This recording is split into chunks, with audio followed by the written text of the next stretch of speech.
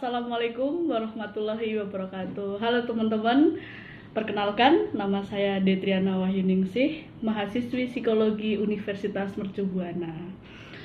Pada kesempatan kali ini, saya dan teman saya, Bu Iva, akan sharing pengalaman tentang karir nih. Pasti bakalan menarik sekali.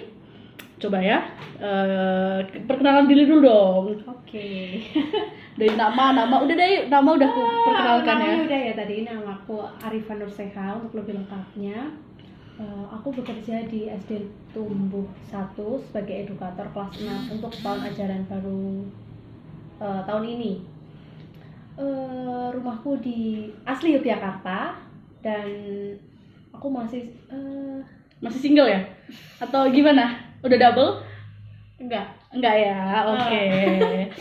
Oke, for your information ya teman-teman, Bu Iva ini adalah kita kenal waktu sama-sama menjadi shadow teacher di salah satu sekolah inklusi di Jogja.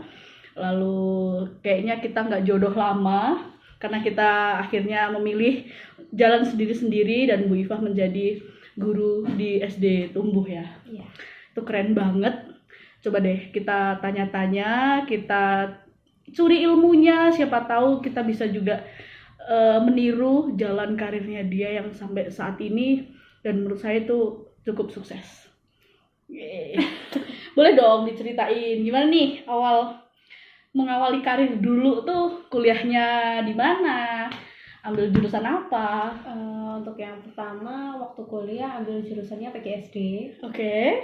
PGSD itu di dalamnya kan ada mata kuliah yang konsentrasinya ke anak berkebutuhan khusus. Oke. Nah, di situ aku lebih kayak interest ke arah situ. Jadi lebih punya perhatian khusus untuk anak-anak yang berkebutuhan khusus. Okay. Karena selama ini ada orang-orang terdekat saya, orang terdekatku, aduh jadi formal.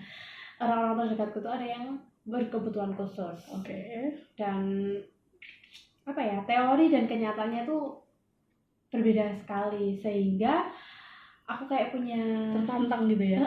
Kayak tertantang, terus punya niat untuk mempunyai perilaku yang lebih baik untuk mentreatment mereka, seperti itu. Menarik sekali teman-teman. Itu awalnya.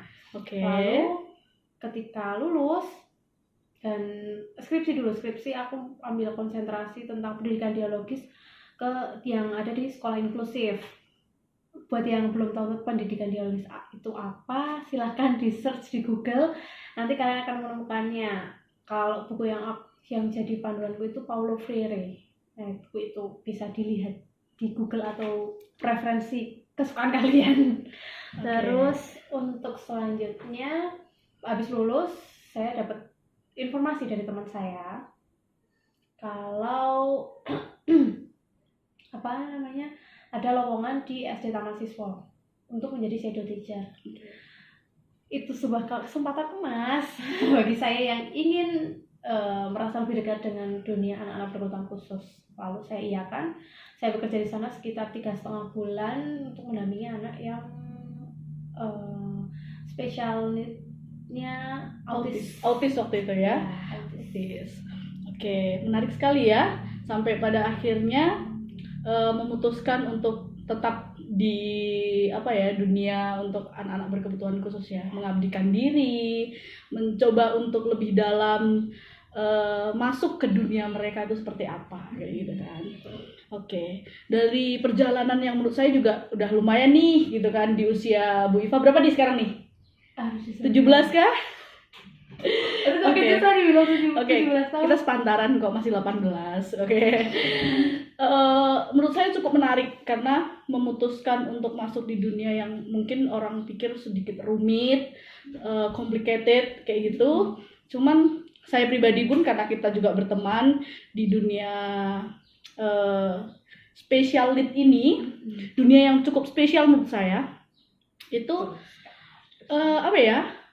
banyak kemampuan yang harus kita asah ya. Maksudnya mungkin kalau membicarakan tentang passion orang itu nggak melulu apa yang dia awali, dia memulai jalannya jadi kuliah di jurusan A gitu, tapi belakangnya kok beda gitu, karena passion itu seiring jalan kita nggak ada yang tahu kan gitu. Terus kalau menurut Bu Iva sendiri dalam proses pembelajaran dan bekerja sebagai guru anak berkebutuhan khusus kayak gitu tuh, lebih tertarik untuk bekerja secara multitasking atau sistematis sih? Kalau untuk diri saya pribadi, saya nggak bisa untuk multitasking. Oke. Karena orangnya mudah capek. Kayak saya. Iya. Terus lebih ke sistematis dan linear, jadi nggak, pikirannya tuh nggak kemana-mana kayak gitu.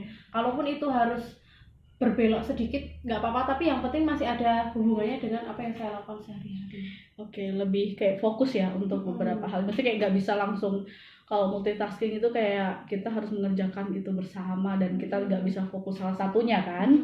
Ini harus ada yang dikalahkan. Terus kalau itu proses pembelajaran apa aja sih yang udah dilakukan? Maksudnya selama ini kan kita belajar itu, dapat ilmu itu kan nggak melulu cuman duduk terus diterangkan oleh guru, oleh dosen kayak gitu, tapi pasti proses pembelajaran itu banyak sekali. Salah satunya yang paling menurut Bu Iva tuh paling ngena itu apa sih? Ketika belajar langsung dengan mereka, anak-anak murid-muridku, jadi perasaanku jadi diasah untuk lebih peka. Lebih peka. Peka ya teman-teman. Kepekaan itu, terus pikirannya jadi lebih luas. Karena apa ya? Selama ini dalam pikiran saya yang dunianya cukup kecil, setelah berkenal dengan mereka, pemikiran saya jadi lebih luas, jadi memandang segala sesuatu itu dari berbagai hal, nggak bisa dari hanya satu sisi menjudge A bisa A itu pasti karena B kayak gitu. Sesuatu benar tuh nggak akan benar-benar ada kalau nggak ada kesalahan. Itu menarik sekali ya teman-teman. Banyak banget sih yang bisa kita ambil ya, maksudnya belajar dari anak-anak yang mungkin terbatas untuk berbicara, terbatas untuk melakukan sesuatu hal dibanding kita, tapi lewat cinta kasih mereka itu menunjukkan secara nyata betapa dunia itu luas kok, banyak hal yang perlu kita syukuri kayak gitu kan Bu Iva ya. Kalau gimana nih strategi mengembangkan diri dari kemampuan kreativitas? Mungkin saya baru dengar nih kemarin katanya dia baru diangkat jadi koordinator iPad. Bayangin kan, iPad. Kadang suka apaan sih nih iPad, tapi ternyata begitu saya lihat, apa sih nih gitu. Dia menunjukin bahwa nggak sebatas cuman kayak teknologi, tapi dia kayak di situ ada pembelajaran, apalagi sekarang kan daring ya. Jadi tuntut untuk guru itu lebih kreatif dan bisa menyampaikan pembelajaran itu kepada muridnya itu lebih menarik gitu. Tidak hanya diberikan secara materi, diberikan suruh baca buku ini, tapi ada metode-metode atau pembelajaran atau cara lain yang mungkin itu mudah diterima untuk anak-anak gitu kan Bu. Coba deh jelasin deh, ini tuh lebih spesifiknya gimana sih kalau caranya untuk mengembangkan kreativitas tuh gimana sih? Pertama, berani dulu, seperti yang orang-orang katakan, atau orang-orang hebat. Kalau menurut saya orang-orang hebat ya yang bisa melawan ketakutannya itu adalah pertama adalah ketakutan, berani mencoba. Nah kayak gitu, karena kalau kita nggak melangkah, kita nggak tahu kedepannya akan seperti apa. Terus kalau ada tantangan, ya udah terima aja dulu. Perkara itu bagus atau enggak itu kan pandangan. Kembali lagi ke diri kita. Kalau mau bagus, kalau kita baru belajar ya, kalau kita dibandingkan dengan yang udah lama belajar pasti beda banget kan. Tapi itu udah bagus kalau buat kita yang baru belajar, karena kita udah berani memulai. Kayak gitu, keberanian dan apa tuh? Nekat ya. Nekat aja sih ya. Terima aja dulu, perkara besok gimana bisa searching di Google, bisa searching di YouTube kayak gitu. Coba aja dulu gitu kan. Keren sekali. Terus pasti dalam perjalanan itu banyak banget konflik, banyak banget tantangan, banyak banget rintangan. Gimana sih caranya kayak konflik dalam diri atau cara mengatasi konflik itu gitu loh, dalam diri ya juga dari orang lain gitu. Kalau dalam diri biasanya sih diem dulu. Hal buruk yang saya miliki adalah saya tuh kadang menahan amarah. Itu buruk sekali. Kalian harus kalau punya sesuatu perasaan, baiknya itu diungkapkan atau paling tidak diceritakan pada orang lain sehingga tidak menumpuk. Nah itu Jadi pertama, ceritakan itu kepada orang yang menurut kalian percayai. Bisa Pertama dipercaya itu, ya. Lalu? terus habis itu ungkapin lah semuanya. Ungkapkan apa yang kalian rasakan, ungkapkan apa yang ingin kalian ucapkan. Terus ini di luar meminta meminta kayak dukungan ya. Ini Lebih ke stress release ya. Lebih ke stress Oke. release kayak gitu. Jangan memendam sesuatu terlalu lama dan coba sharing ke orang lain. Jadi bisa walaupun tidak istilahnya menemukan jalan keluar, tapi setidaknya beban kita itu tidak terlalu berat gitu kan. Baru habis itu minta bantuan ke orang yang profesional, yang expert di bagian itu ya. Iya. Oke. Jangan malu untuk bertanya, kayak gitu. Jangan malu untuk bertanya dan nggak usah takut. Yang pertama nggak usah takut, karena orang yang lebih bisa biasanya akan dengan senang hati mengajari. Gitu. Itu pengalaman saya sendiri. Keren Yang sekali. penting cara memintanya ya dengan cara yang sopan. Oke. Karena niat kita adalah ingin menambah ilmu. Oke, baik. Lalu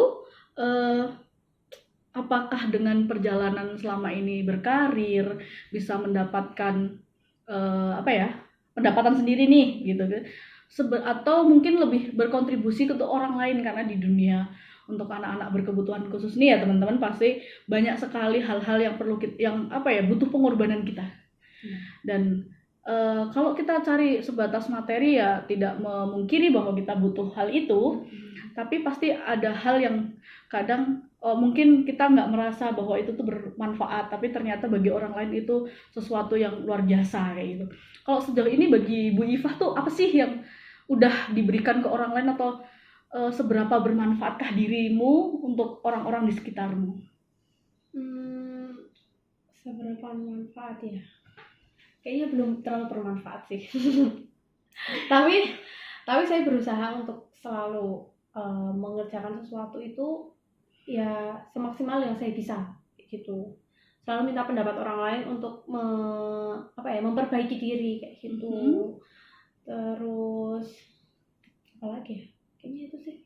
Terus kalau untuk manfaat sih kayaknya belum terlalu terasa manfaatnya juga, karena saya juga terjun ke dunia pendidikan terkhusus untuk sekolah inklusi ini juga masih terbilang baru kayak gitu. Jadi ya untuk saat ini ya yang penting lakukan yang terbaik aja dulu.